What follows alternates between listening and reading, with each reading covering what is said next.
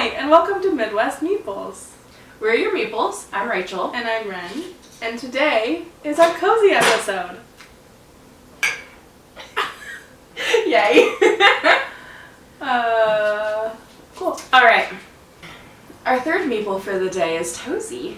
You might see her coming in and out. You might hear her walking in the background. She's very cute. Today we're going to be talking about games that are good for your upcoming holiday gatherings. So whether you're going to be getting together with kids, or you have kids, or seeing your parents, or people who don't normally play board games. Okay, I'll start over. So today we're going to be talking about games. It worked really well. Today we're going to be talking about games that are good to play with family. Maybe you're going to be getting together with people for the holidays who aren't as big into games as maybe you are. Dealing with the holidays by bringing a game for everyone to play, and everyone has to like it, or else that won't work. So, we have a couple games just for that situation. One of the games that I brought is called Deep Sea Adventure. Adventure, singular. So this is, thank you. This is a very simple game, and it's just like a push your luck type of thing. So you've got these tokens that have point values, and you set them up in like a wave going down into the ocean, and you are all scuba divers trying to collect treasure. Everyone involved has a shared oxygen tank, and so we can be kind of making it more risky for the other players by us staying down there longer, but then also that's more risky for us, because you gotta get your treasure and then get back up, and then you're moving slower once you have treasure. So it's a fun little game. It's very simple, dice rolling and just a couple of pieces involved. So that's a good one for anyone to play. Compact for travel. The first game that I brought is one that I was able to play with my grandparents. So if you have 80-year-olds who you are going to be playing games with, the crew is very good for that. I will say that we live in the Midwest, so euchre is kind of a cornerstone of our culture. So that was super helpful in teaching this game. If you don't live in the Midwest, where euchre is not common, or a game where like dealing with Trump is not common, then it might be harder to teach. I don't know. I've never taught it to someone who didn't know how to play euchre. But essentially, I like this game because it's cooperative. And you are trying to do missions collectively as a group, going into space, trying to find a quest for the 9th planet. So, you work together, which I like. You're trying to get certain tricks in certain orders, and you want certain people to win certain things. So it changes every time, and really fun, really easy, and my 80-year-old grandparents enjoyed it, so. Nice. Oh, 2020 it won an award, so. Oh, looky there. We started playing that. We never, because you can play it in like multiple. Yeah, it can be a long game. Yeah. Like you can play, because it's each round has a little story that goes with it. And you're like starting in training, and then you're working your way up to like actually going to space and searching for the planet. Let's see. Okay, so another game that I brought. This one, everyone that I've shown it to absolutely loves it. Beaver Creek. This is a dexterity game, and the components of this, again, super, super simple. You have logs, and you have beavers.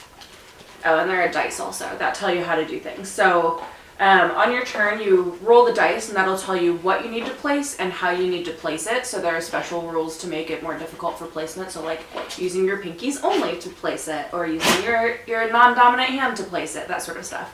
And you're essentially stacking logs and beavers and making a tower, and then it all collapses. And yeah, it's very fun.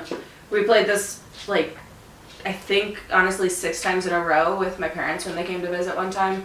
I just introduced it to another friend, and they immediately had to go and get it themselves. So, big crowd pleaser. It's a fun little game. And if you've ever played Men at Work, it's kind of similar to that. So that's another. I think Men at Work is like a step more complicated. So I don't know that one. it's you're laying beams, like construction beams, and then you're placing like workers on the beams. So yeah. If you're into dexterity games, Beaver Creek and Men at Work are both good options. Next, I have a game for if you are going to be playing with a small number of people. Dandelions is very quick and easy, and it's only 2 or 3 players. So if you're going to somewhere and you know that like only one other person's gonna play a board game with you, or 2 other people, this is a good one. It's really quick, easy. Basically, you are rolling dice. It's like a dice placement, but then things are blowing different places because it's dandelions, so they're blowing in the wind. So your little dandelion seeds are spreading around the whole thing. Anyway, it's great. That's a good one for like kids, right? Yeah, it's not hard to play. It says 7+ years, but I know that they need extra stuff to get an okay for kids, like extra play testing and all that stuff. So, super easy. I would say it could be played with kids pretty easily. Yes, good one. All right, another game. So this is Quartz the Dice game. You might have heard of Quartz the normal game. The non-dice The game. non-dice game. This is that, but with dice. Amazing.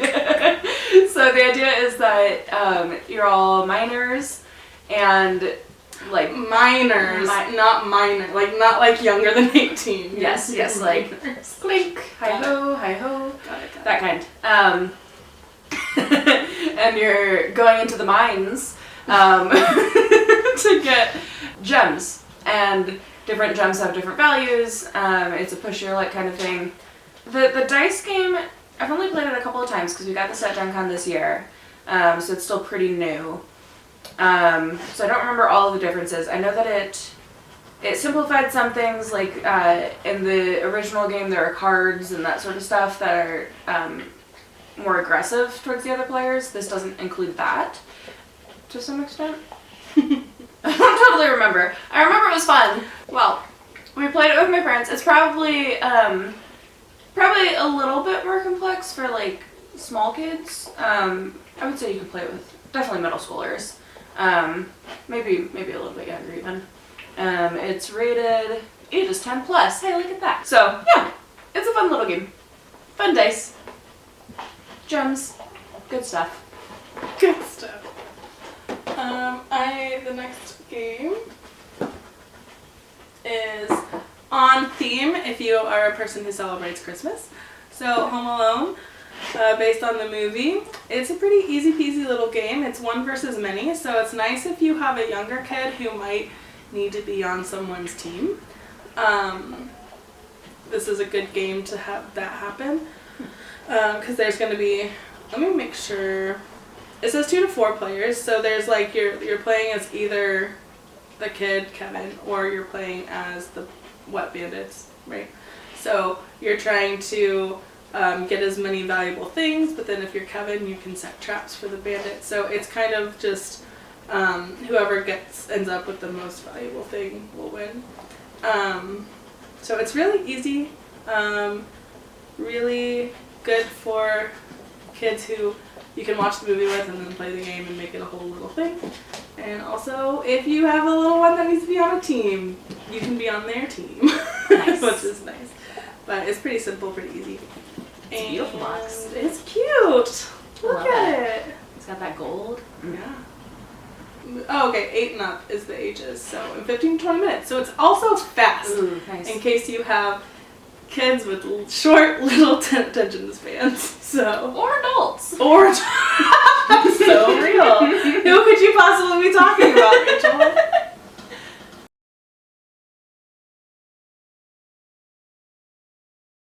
So next is Just One. This is a good party game. What does it actually go up to?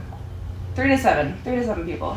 You could do more. You could do just, more if you just had your own little whiteboard. Yeah, or like a piece of paper or whatever. Yeah. So the idea is that it's cooperative and One person has a word in front of them. They don't know what the word is. Everyone else knows what the word is. And so then everyone else is trying to give a one-word clue to that person for them to figure out what the secret word is. And if anyone matches, like if any of the clues match each other, then they are taken out. So you don't want to be too obvious with your clues, or you might match someone else and then it'll all go away. But yeah, you only have one word to describe it with, so you gotta be clever. This is a really good one for anyone. We've played it with a wide range of people, and everyone enjoys it. And because like when you're on the clue giving side, you're like, oh my gosh, it's so obvious. How can they not figure this out? But then you're on the other side of things, and like you have no idea what they're talking about. So then they're just like shouting words at you, and it doesn't make any sense. It's a fun game. Yeah. My next one is called Waffle Time. Waffle Time, the art is so pretty, so that's fun. It's also a game that I played with my parents, and you're trying to put toppings in whipped cream and syrup on your waffle. Your board is like a little waffle, and you are trying to put them in each little compartment of the waffle. You get points for making different shapes with the syrup, and it's kind of cute, and it's good for visual people because you're trying to actually make the shapes in your waffle, and there's different ways you place that fruit and stuff. So I would say at least, not like super little kids, but it says 10 and up, so 10 and up probably. But I played this with my parents, so this is a pretty easy one for adults to get, and it's not that complicated. Nice. So yeah, cute. Waffle time.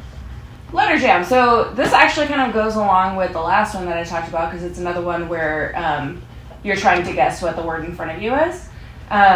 But, oh gosh, how do you even explain this one concisely? Someone else at the table makes the word for you. It's a 5-letter word.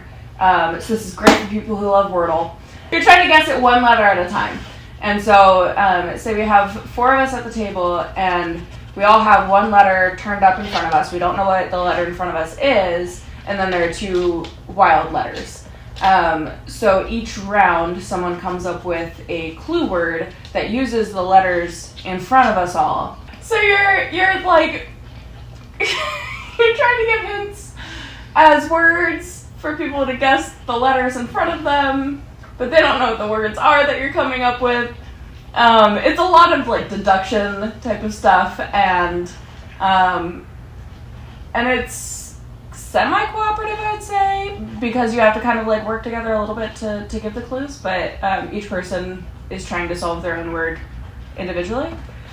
Yeah, we'll go with that. So this is 2 to 6 people, but yeah, it's fun. It's fun. Letters are involved. Letters. Quick shout out to a couple games. They've been around for a long time, but they work with family. So we have like the Resistance, which is pretty classic, and then Bang, which is pretty classic too. My family my mom's side loved Bang. So Old West theme, pretty easy. Hidden Identity. Yeah, it's pretty fun. But I would say most of those types of games are pretty easy to take to relatives. All right, another one that is good with more people than less. So this says 4 to 8, so you do need to be in a group, so great for the holidays. Good Critters. So in this game, I've not played it for a little while, so bear with me. But we are in a mafia together, and we are all cute little animals in a mafia together. And basically, there's like a pot of money, and the boss at the time is like divvying up who gets the money and how it's split. They're not even amounts, so it's like a lot of times impossible to divvy it evenly. And then everyone else can attempt to steal or be happy with what they're given, or vote out the boss and go to the next person. It can lead to a little bit of chaos. You can lie, like you can bluff. The mechanism of the game is the conversation. Yeah. You can form some alliances. You can yell at each other. If that's what you're into. My next game is called Art Society. I mostly put this on the list because it's just my favorite game right now. It's very visual, so I feel like it'd be easy to teach parents. If you're an art collector, you're trying to collect art, fill your board with different types of art. It's really easy. The way you place things is you want to match the same frame type, but you don't want the same painting type. So you just place an art and score based on how prestigious the paintings are, which don't need to get into that mechanic, but it's not too hard to learn. I played it with my roommates last night, and it was great. 2 to 4 players, 10 plus, and 30 to 60 minutes, so too long. Pretty easy. Nice. And it's fun. Cute. And all the art is like play on actual art pieces, so it's fun for if you have someone who likes art, because then you can tell what they're doing. Anyway, Nice. that's a good one. It's a fun one. The last one that I was going to talk about is Cartographers, and it's great because it can play up to 100 people at a time. Or more. Or more. Yeah, however many sheets you have. And I played that at Thanksgiving with a couple people. And as long as they've played board games before, they can pick it up really easy. It took some people like a little extra time a little extra explanation, but for the most part, that one is good to accommodate a lot of people. And it's like shape placement kind of thing. Each person has their own map, and you are just drawn. And I have crayons that I keep with mine, so we all do the colors, and it makes it easier to see. Yeah. So yeah, it's a fun one. I like that a lot. Nice. One last one for me, Turing Machine. So this came out a couple of years ago. This is it's like a puzzly logic puzzle type of thing. There's a huge number of possible puzzles that you can do, and you're trying to figure out a 3-digit code, and you get these clues with it. You're basically asking the machine a question of like, okay, I'm guessing these 3 numbers.